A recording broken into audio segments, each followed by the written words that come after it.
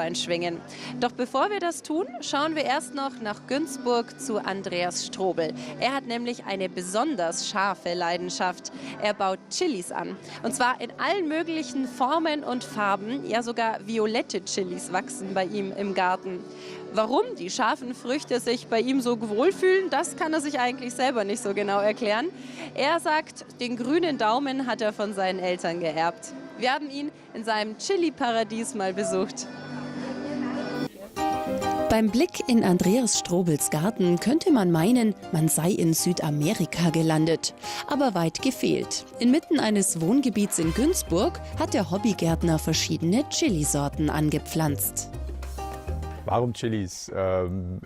Grund ist ganz einfach. Also ich bin vor einigen Jahren von Augsburg hier nach Günzburg gezogen und mir hat von einem Tag auf den anderen mein Stamm-Mexikaner gefehlt.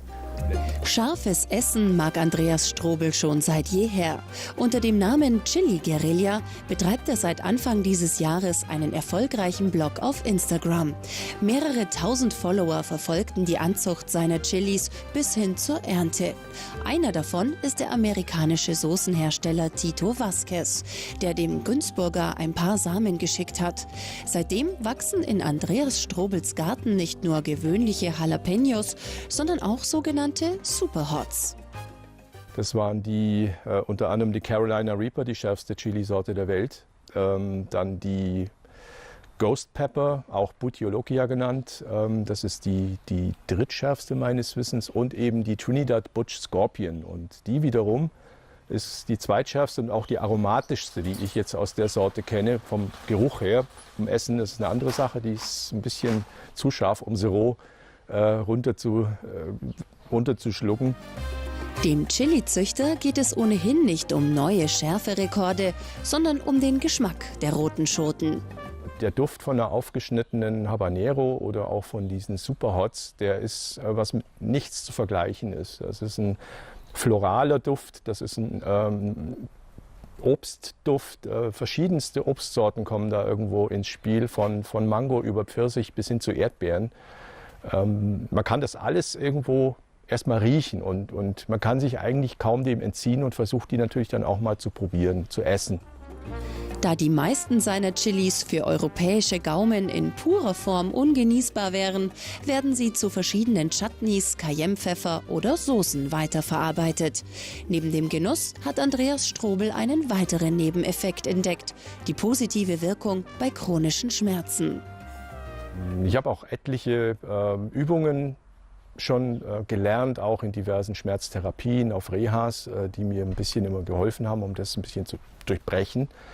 Ich habe aber bisher noch nie was gefunden wie eben die Chili, sei es durch die Arbeit mit ihr, sei es durch den Duft, den sie verbreitet, wenn man sie aufschneidet, sei es durch die Soßenherstellung, irgendwo sich so positiv auf mich ausgewirkt hat, dass ich wirklich für ein paar Stunden den Schmerz habe wegdrücken können.